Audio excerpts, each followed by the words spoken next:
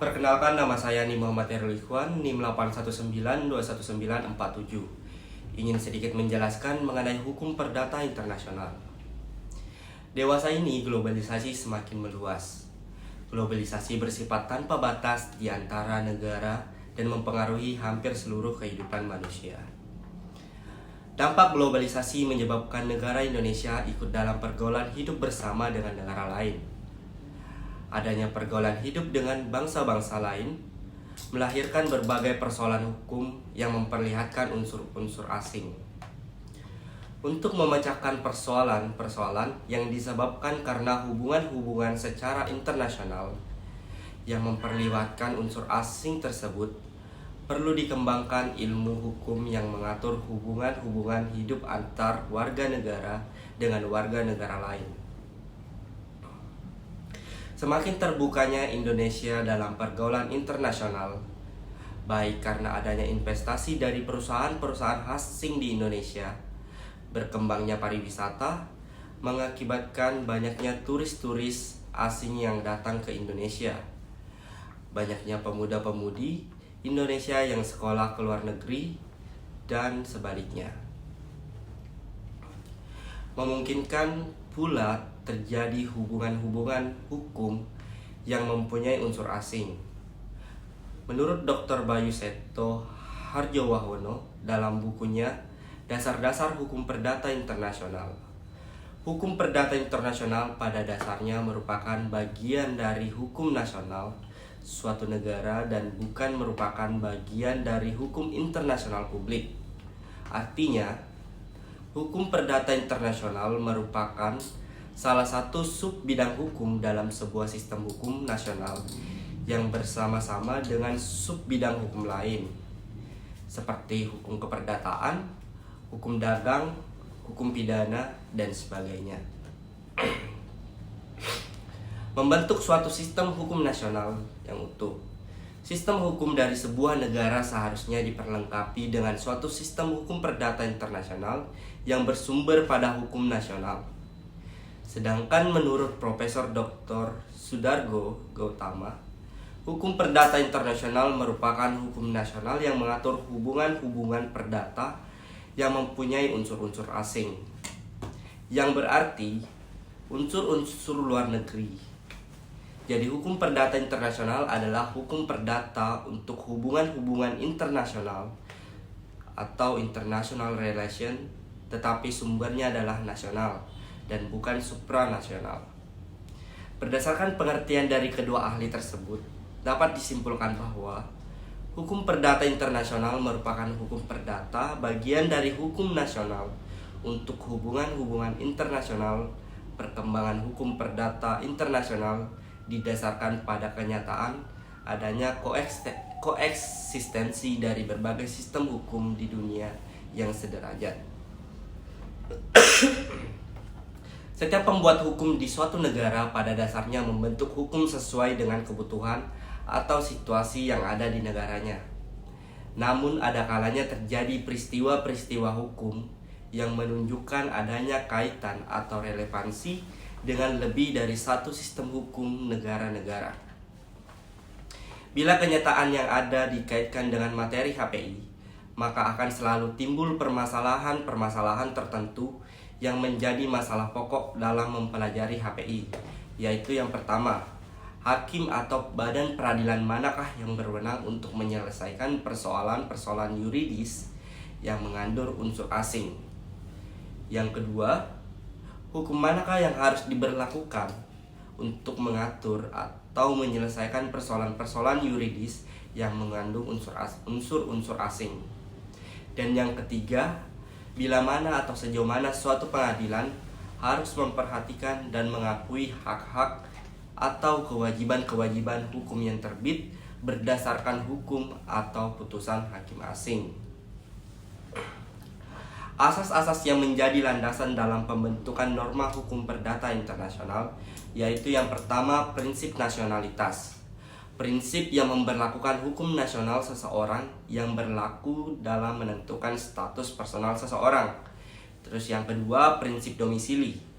Prinsip yang memberlakukan hukum domisili seseorang yang berlaku dalam menentukan status personal seseorang.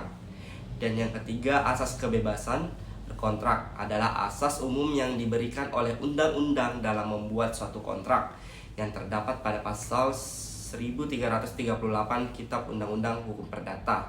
Yang keempat, asas lex spori atau asas yang memberlakukan hukum sang hakim dalam suatu peristiwa HPI. Yang kelima, asas lex loci contractus, asas yang menganut hukum tempat dibuatnya kontrak dalam perjanjian. Dan yang keenam, asas lex loci solutionis, asas yang menganut hukum tempat dilaksanakan perjanjian. Dan yang ketujuh, the proper law of the contract adalah hukum yang berlaku dalam suatu kontrak adalah hukum negara yang memiliki titik tau terbanyak. Dan yang kedelapan, the most characteristic connection adalah hukum yang berlaku dalam suatu kontrak adalah hukum pihak yang memiliki pribadi yang paling karakteristik. Profesor Dr. Sudargo Gotama membagi hukum perdata internasional menjadi 4 konsepsi dalam lingkup HPI. Yang pertama, yang paling sempit. Pendapat ini adalah yang dianut di negara Jerman dan juga dalam sistem HPI Belanda. Di dalam sistematik ini, maka HPI dianggap hanya sebatas pada masalah-masalah tentang conflict of laws atau conflict de lois atau perselisihan hukum. Yang kedua, yang luasan. Pendapat yang kedua ini adalah pendapat yang lebih luas. Menurut pendapat ini, seperti dianut terutama dalam konsepsi HPI dari negara-negara Anglo-Saxon, Inggris, dan Amerika Serikat, HPI bukan saja terbatas pada masalah-masalah conflict of laws. Di samping ini masih dianggap suatu bagian lain merupakan pula persoalan HPI, yaitu masalah-masalah yang termasuk persoalan conflict of jurisdiction atau perselisihan tentang yurisdiksi. Segala soal-soal tentang kompetensi hakim dalam menghadapi masalah-masalah HPI menurut konsepsi Anglo-Saxon ini dianggap pula termasuk bidang HPI. Terus yang ketiga yang lebih luas lagi. Konsepsi yang ketiga adalah konsepsi yang lebih luas, yaitu konsepsi yang berkenaan dengan sistem HPI seperti dikenal dalam negara-negara Latin, yaitu negara Italia, Spanyol, Amerika Selatan. Di dalam sistem dari negara-negara yang bersangkutan, HPI ini terdiri dari 3 bagian, yaitu conflict de lois, conflict de jurisdiction, dan ditambah condition des étrangers atau status orang asing. Jadi termasuk bidang HPI persoalan-persoalan berkenaan dengan masalah hukum, mana yang harus dilakukan, persoalan mengenai wewenang hakim untuk mengadili perkara bersangkutan, ditambah lagi dengan masalah-masalah yang berkenaan dengan status orang asing. Berarti segala masalah-masalah berkenaan dengan bidang orang asing. Apakah orang asing dapat bekerja di dalam negara bersangkutan dengan leluasa? Apakah ia bisa menanam modal dengan bebas? Apakah ada restriksi tertentu berkenaan dengan masalah-masalah tanah? Apakah ada restriksi tertentu berkenaan dengan bidang perdagangan, industri, pertambangan, perkayuan, dan sebagainya? Semua ini termasuk bidang HPI. Pandangan yang keempat tentang HPI yang terluas ini adalah sistem yang paling luas dan dikenal antara lain dalam ilmu HPI di Prancis. Di sini pada umumnya dipandang termasuk pula dalam HPI masalah-masalah tentang nationality atau kewarganegaraan. Jadi di samping soal-soal yang dikenal sebagai masalah conflict de lois, conflict de jurisdiction, dan condition lois étrangers, maka di Perancis dikenal juga bagian keempat dari HPI, yaitu segala masalah-masalah yang berkenaan dengan cara-cara memperoleh dan kehilangan nasionalitas. Sistem yang dikenal di Perancis dan dianut oleh para penulis terbanyak adalah sistem HPI yang paling luas ini. Perbedaan hukum perdata Indonesia dan hukum perdata internasional. Yang pertama adalah sumber hukum nasional yang bersumberkan pada hukum kebiasaan dan hukum tertulis suatu negara. Sedangkan hukum internasional berdasarkan hukum kebiasaan dan hukum yang dilahirkan atas kehendak bersama negara-negara dalam masyarakat internasional. Perbedaan yang kedua adalah subjek hukum nasional adalah individu-individu yang terdapat dalam suatu negara. Sedangkan subjek hukum internasional adalah negara-negara anggota masyarakat internasional. Terus yang ketiga, kekuatan hukum nasional mempunyai kekuatan mengikat penuh dan sempurna kalau dibandingkan dengan hukum internasional yang lebih banyak bersifat mengatur hubungan negara-negara secara horizontal. Berbagai istilah dipakai untuk HPI, hukum perdata internasional. Yang pertama adalah conflict of laws. Istilah ini diperkenalkan oleh Dicey Padanan. Bahasa Indonesia untuk istilah ini adalah hukum perselisihan, yang pernah dipakai oleh Fakultas Hukum dan Fakultas Pengetahuan Masyarakat Universitas Indonesia pada tahun 1950-an. Keberatan atas istilah ini adalah dengan adanya kesan bahwa seolah-olah dalam HPI terdapat perselisihan, pertentangan antar berbagai stelsel atau sistem hukum. Yang kedua, private international law. Pemakaian istilah hukum perdata internasional ini menimbulkan berbagai kecaman, seolah-olah terdapat pertentangan dalam istilah. Terus yang ketiga, hukum antar tata hukum atau HATA. Berbagai keberatan atas istilah-istilah tersebut di atas mendorong Profesor Sudargo Gotama mencari istilah yang lebih tepat.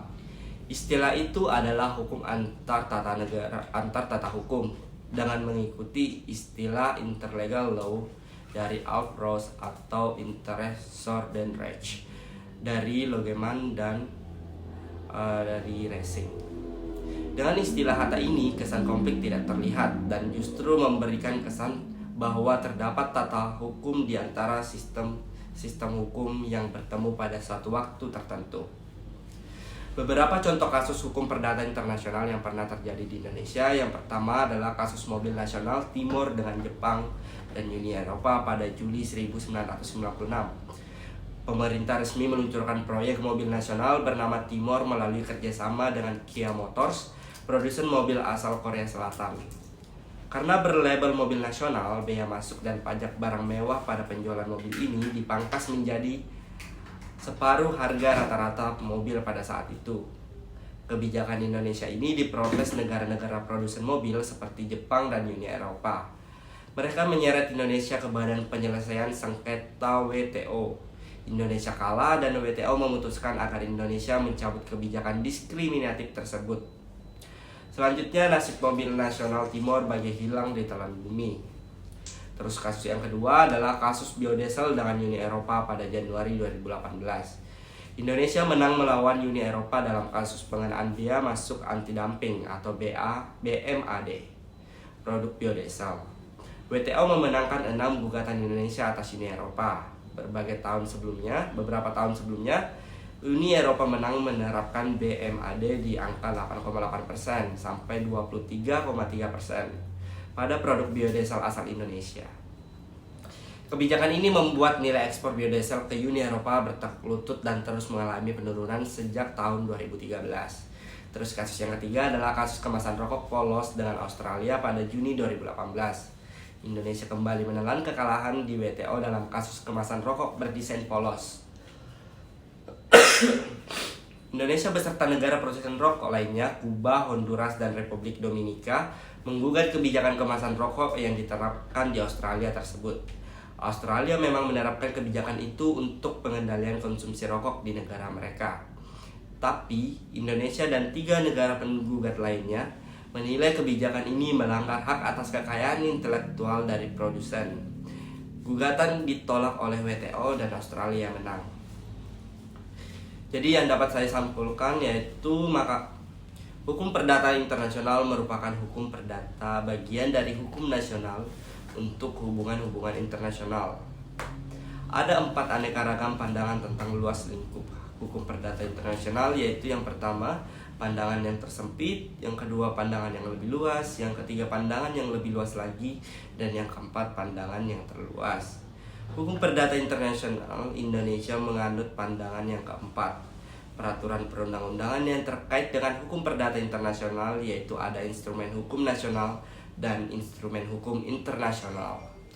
Berbagai istilah dipakai dalam hukum perdata internasional, diantaranya adalah conflict of laws, private international law, dan hukum antar tata hukum atau HATA.